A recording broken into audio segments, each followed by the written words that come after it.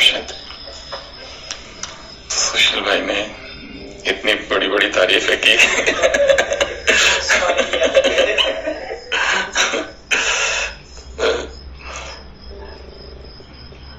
Actually दूसरों की तारीफ या प्रशंसा वही व्यक्ति कर सकता है जो स्वयं उसका स्वरूप है।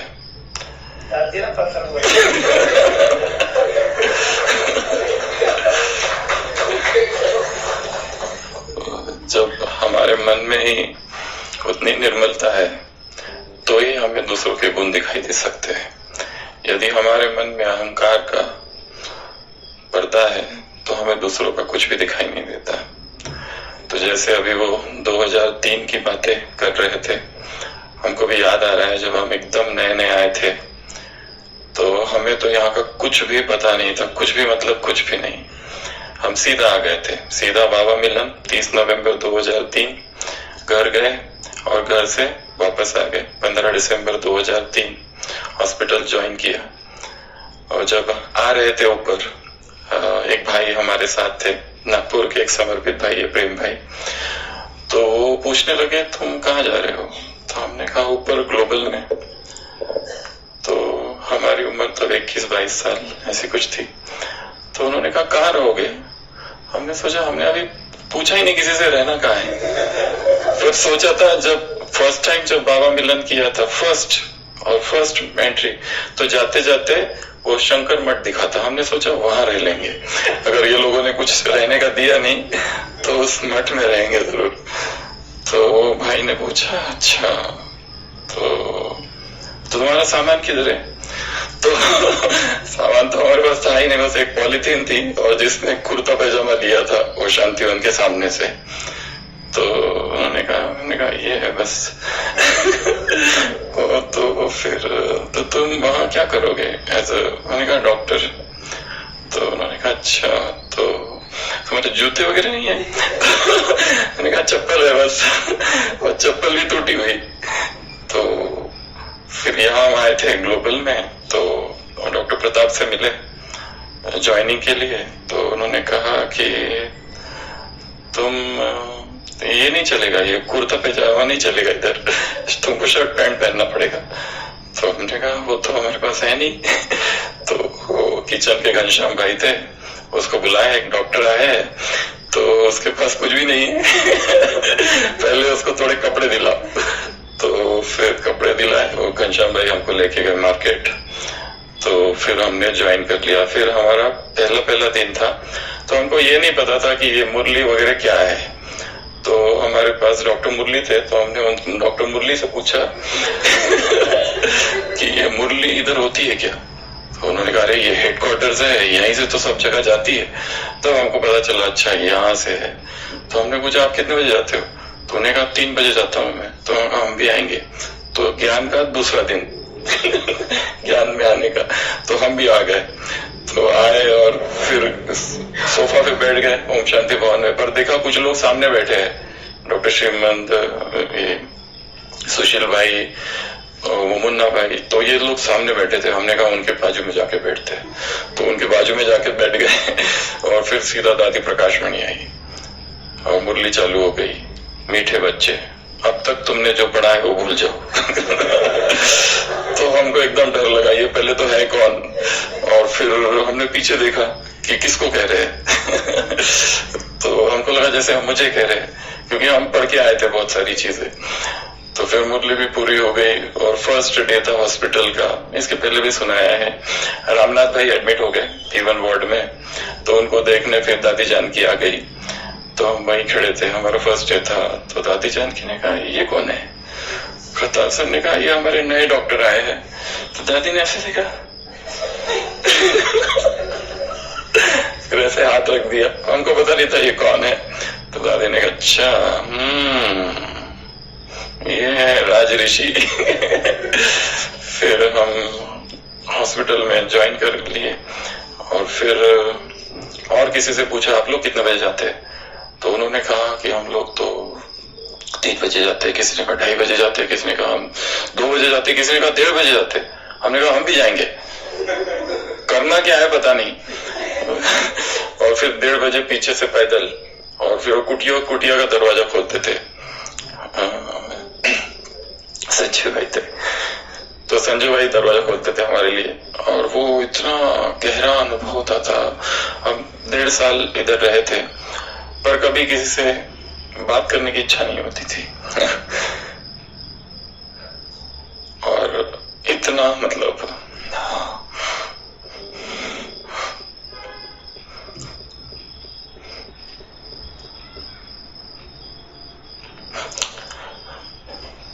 बहुत नशा रहता था, बहुत ज्यादा नशा।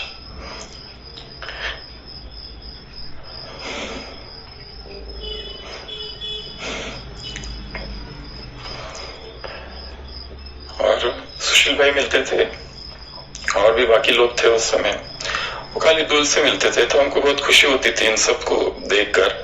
पर हमको ऐसा लगता था ये लोग बहुत बहुत ऊंचे लोग हैं, तो हम बात न करने का कारण ये था कि हमको लगता था हम बहुत कैसे बात करें इनसे। मतलब ये लोग इतने समय से हैं यहाँ पर, और इतना हमको ये था खुशी और ये नशा मधुबन का, पर बताने से डरते थे। एक भाई किसी ने पूछा भी था तुम कब से ज्ञान में हो, तो हमने कहा था युक्त बोलना पड़ता है इधर। तो वैसे रही कि दिन हुआ था ज्ञान का, तो हमने कह दिया था 1 महीना। तो उसने कहा 1 महीने में मधुबन आ गया, तो हमको एकदम ही डर लग गया, ये कहीं निकालना थे। तो फिर हमने उसको बढ़ा दिया, 6 महीना कर दिया। फिर किसी ने पूछा तुम कब से हो इधर, तो हमने कहा 6 महीने से। तो बोले 6 महीने में मधुबन भी पहुंच गए, तो वहां पर हमको तो और डर लगा। तो हमने फिर अगली बार 1 साल कर दिया। तो कब से हो, तो हमने कहा 1 साल से। अच्छा 1 साल से। कौन सा सेंटर, वो भी एक प्रश्न था, कोई सेंटर था ही नहीं, सीधा यहीं पहुंच गए थे। तो वो 1.5 साल जो था वो बहुत बहुत मतलब इतना भयंकर नशा था कि क्या करूं और क्या नहीं। मतलब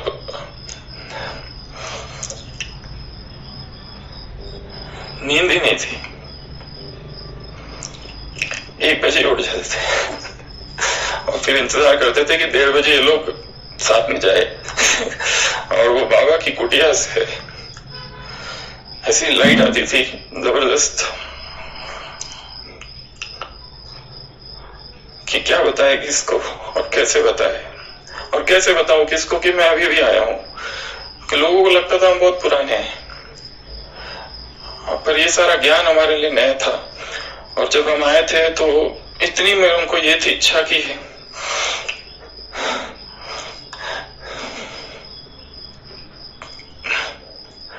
कि अव्यक्त मूल्यों को अध्ययन करे। तो हमारे पास पैसे नहीं थे,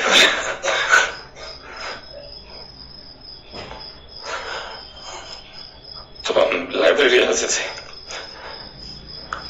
तो लाइब्रेरी में हमने फिर वो चीनू भाई थे, उनसे दोस्ती कर ली।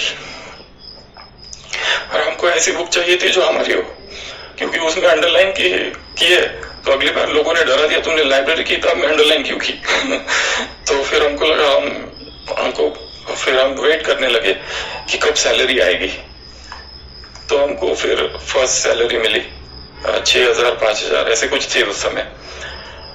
तो वो जो पैसे मिले हम सीधा लिटरेचर डिपार्टमेंट में गए, और 1969 से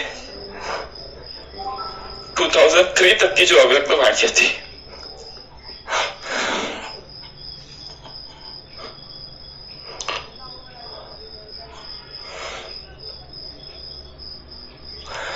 वो सारी की सारी खरीद ली, और फिर वो सारी ली।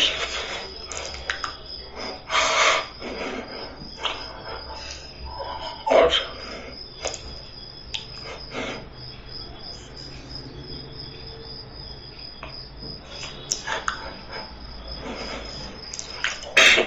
सबसे बड़ा दुख ये था कि हमको बहुत लेट हो गया है, क्योंकि ये सब लोग बहुत आगे चले गए, और हमारी मतलब जो परिचय मिला या भगवान मिले बहुत लेट मिले। तो हमको याद है हम बाहर ट्रांसपोर्ट में खड़े थे, वो पूरी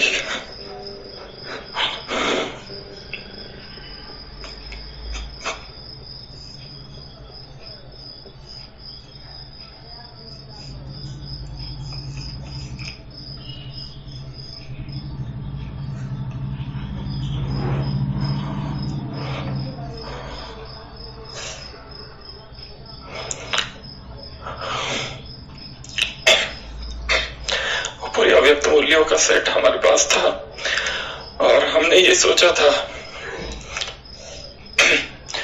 अब इस भगवान को छोड़ूंगा नहीं।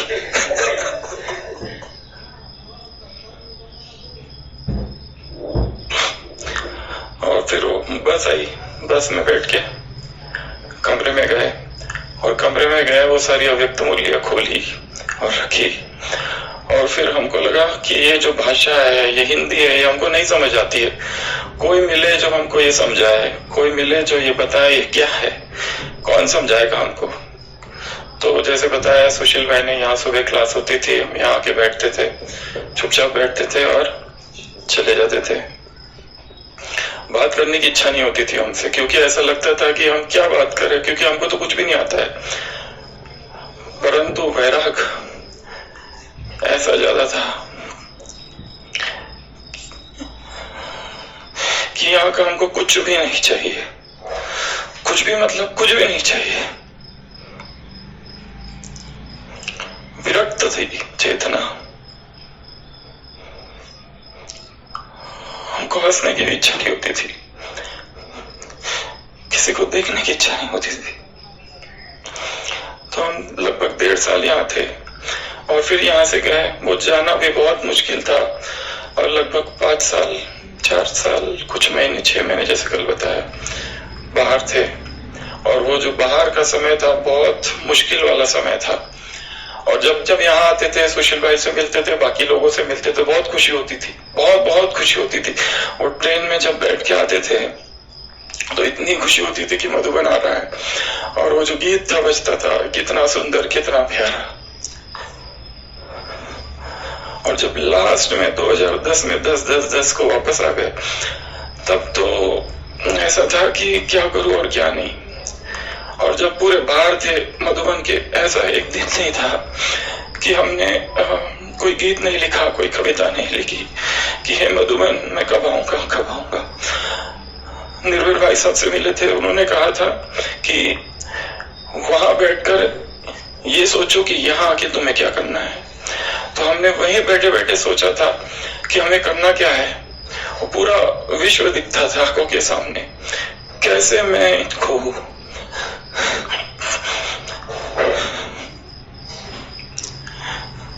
वो दूं जो मैंने पाया है।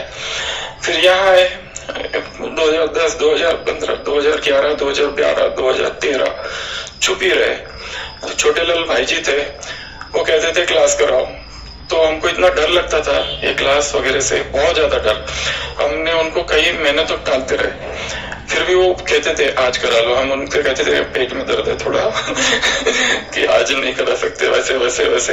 और फिर छोटे लाल भाई एक बार चले गए थे कहीं, तो उनकी जगह फिर लोकम बाबाराम भाई थे। तो बाबाराम भाई ने पकड़ लिया एक दिन। तो एक डॉक्टर बहन आई थी ओपीडी में, तो उन्होंने उस बाबाराम भाई जी को कहा कि इनको बोलो एक बार। तो बाबाराम भाई जी मिल गए, तो उन्होंने कहा आज संडे है तो आप कुछ कराओ। तो हमने कहा नहीं नहीं आज हम थोड़ा सा बिजी है। तो उन्होंने कहा नहीं नहीं करा, बहुत हो गया। तो हमने कहा ठीक है देखते हैं। तो फिर वो फंस गए एकदम। और फिर वो फर्स्ट संडे था, आई थिंक तारीख 13 अप्रैल 2013।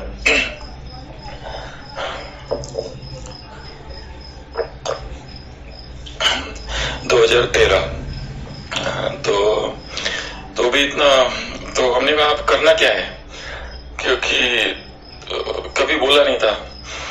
तो फिर हम बाबा के कमरे में बैठे और फिर बाबा से कहा क्या करूं मैं, कौन सा बहाना बनाऊं क्योंकि पेट दर्द सब हो गए, कभी कौन सा नया बनाऊं। और वो टाइम हो गया ऑलरेडी 5, क्योंकि 5 बजे अभी से बोल दूंगा ताकि वो दूसरों को बोल सके, ताकि मैं छूट जाऊं तो फिर जैसे उस बाबा के कमरे में इतना पावरफुल जैसे ये हुआ। और उस बीच में एक बार ऐसा हुआ था कि मोहिनी बहन मुंबई में थी, तो उनको लेकर हम आ गए थे 2010 में एम्बुलेंस से और फ्लाइट से। तो बाबा ने बीच में बुलाकर कहा था कि डबल डॉक्टर हो तो डबल सेवा करनी है।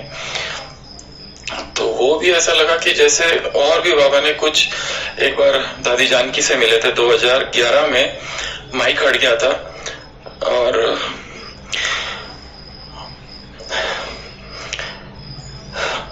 पापा ने दादी के बारे में पूछा हमसे, फिर हमने दादी को दादी के बारे में बताया, और बताना जब पूरा हो गया तो माइक हटा दिया गया, और फिर दादी भी चली गई, और फिर हम थे और बाबा थे, तो वो कहीं पर भी रिकॉर्ड नहीं हुआ।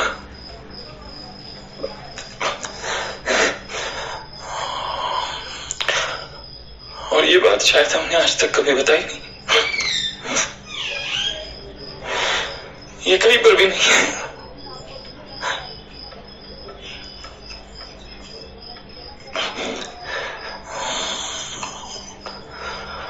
और बाबा कुछ और बोल रहे थे, पूछ रहे थे दादी, तो हमने कहा दादी अभी ठीक है, दादी की तबीयत, और माइक कट गया, दादी भी बैठ गई, वो भाई भी चला गया, और बाबा ऐसे इधर उधर देख रहे थे।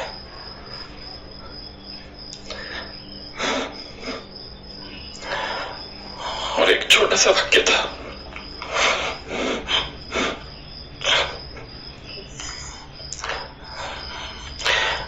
बाबा ने नीचे देखा और फिर ऊपर देखा,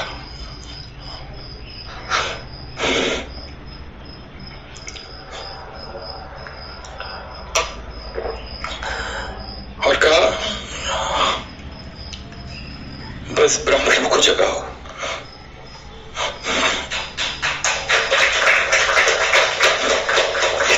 इतना ही था, बस ब्राह्मणों को जगाओ।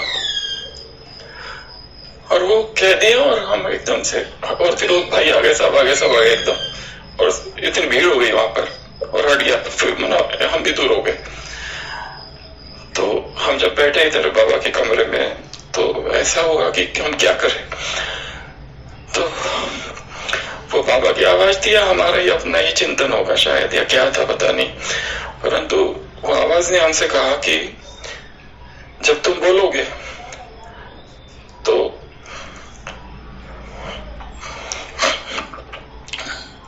मेरी आवाज तुम्हारी आवाज के साथ जुड़ जाएगी, इसलिए घबराओ मत। और तब से ये एक सिलसिला चालू हुआ। फिर रोज छोटेलाल भाई जी आ गए, और मुझे छोटेलाल भाई की एक बात इतनी विशेष लगती है, उनके हमने अनुभव पढ़े हैं, बुक्स में पढ़े हैं, मम्मा के साथ के, वो इतने सीनियर है हमसे, पर हमको लगता है इतने बड़े व्यक्ति हमसे कहते हैं जब कि क्लास कराओ, तो हमको ऐसे अंदर से होने लगता है कि मतलब ये क्या है, ये कैसा है, मतलब ये, मतलब हम उनसे इतना चुप रह के दूर से उनसे सीखते हैं। वो जब भी हमसे कहते हैं, हम केवल एक शब्द में कहते हैं जी भाई जी, पर अंदर से ऐसा लगता है कि इतना बड़ा व्यक्ति हमसे ये कह रहा है, हम कैसे रिस्पॉन्ड करें, कुछ बोलते ही नहीं आता है, सिर्फ हाँ कह देते बस, और चुप हो जाते। तो यहाँ पर जो भी है, मतलब चाहे चंद्रशेखर भाई, जो भी जितने भी भाइयों से हम मिले यहाँ पर, वो जब भी हम आए, सुशील भाई से ही जब भी हम मिलते थे, वो 2 मिनट की मुलाकात होती थी बस, पर वो इतनी खुशी वाली मुलाकात होती थी 2003 की, जब भी वो एक अलग ही मुलाकात होती थी। वो हमको इतने सारे सामान दे जाते थे 1 मिनट में कि तो आप फरिश्ते हो, आप चल रहे हो, अरे वाह फरिश्ते से मुलाकात हो गई, अरे वाह पता नहीं क्या हो गया, आज फरिश्ते मिल गए, मतलब ऐसे बोल देते थे कुछ, तो एकदम ऐसा पूरा छक्का लगा देते थे। तो इतनी खुशी होती थी। तो जब भी आते थे यहाँ पर, वो नीचे मंगेश भाई थे, उनके कमरे में मिलते थे, कभी कमरा बेड, दोनों बेड ऑक्युपाई होते थे, हम नीचे सो जाते थे, हमको नीचे सोने में बहुत अच्छा लगता था। तो कभी मंगेश भाई होते थे, तो एक बार एक ट्रांसपोर्ट के भाई आ गए, तो उनका कुर्ता लटका था, हमको लगा हमारा है, हम उनका पहन ली और चले गए, हमको क्या पता। तो वो आके ढूंढ रहा है अपना कुर्ता, फिर किसने बताया तुमने किसका कुर्ता पहन लिया। तो हमको लगा अरे बाप रे ये क्या कर दिया। फिर शॉल थी हमारे पास, तो एक ही शॉल चला रहे थे 2-3 महीनों, कितने साल, 1 साल से, क्योंकि हम थोड़ा उस हालत में थे क्या कहेंगे उसको, संपन्न, ऐसे कपड़े और ये सब चीजें हमारे पास नहीं रहती थी। तो वो हमारी शॉल थी, तो हमने धोई नहीं थी कितने महीनों से, वैसी थी वो। तो भाई आया ऐसे करने लगा बोले सीधा हम नीचे गिर गए परम धाम से तुम्हारी शॉल को ये करके। तो हमको बहुत बुरा लगा, अरे ये शॉल खरीदनी चाहिए। फिर हम सोचते थे कोई तो आके सौगात दे दे, कोई शॉल दे देगा कोई, पर कभी नहीं दिया। तब फिर थोड़े से फिर हम वापस गए और फिर उधर संघर्षमय जीवन रहा पूरा, हर चीज में संघर्ष था, हर चीज में संघर्ष, छोटी छोटी बातों में संघर्ष, वो कपड़े धोना और वो सब कुछ, मतलब लोगों के साथ रहना। तो वो एक बहुत थी, पर एक ही लगन थी, इतनी प्यास थी, ऐसी प्यास थी कि क्या करूं और क्या नहीं। जब यहाँ आऊं तो मुझे कुछ तो यहाँ मैं लेके आऊंगा, मतलब एक जैसे तूफान हूं ऐसा लगता था। और यहाँ से जब गया तो मैं नहीं जा रहा हूं। जब यहाँ से गए थे मधुबन से बाहर जब जा रहे थे, ट्रेन में बैठे थे, तो ऐसा लग रहा था कि मैं यज्ञ हूं, जो मेरी सेवा करेगा वो मेरी सेवा नहीं करेगा, वो यज्ञ की सेवा करेगा।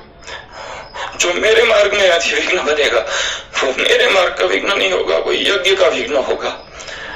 तो उसी संकल्प से गए कि मैं यज्ञ हूं। और जब आए वापस तो ऐसे आए थे कि मैं तूफान हूं, ऐसे बम हूं, जैसे गिरूंगा। और वो गिरने को बहुत टाइम लगा पर गिरूंगा जरूर। पर ऐसे विचार, ऐसे संकल्प, ऐसी किसी को भी नहीं छोड़ूंगा। जो प्यार मेरे अंदर है, जब तक इस संसार की एक एक आत्मा में ऐसा जड्डा नहीं गाड़ दूंगा, रुकूंगा नहीं। तो ये सारे संकल्प थे। ये आज का अचानक का पाठ हो गया। ओम शांति।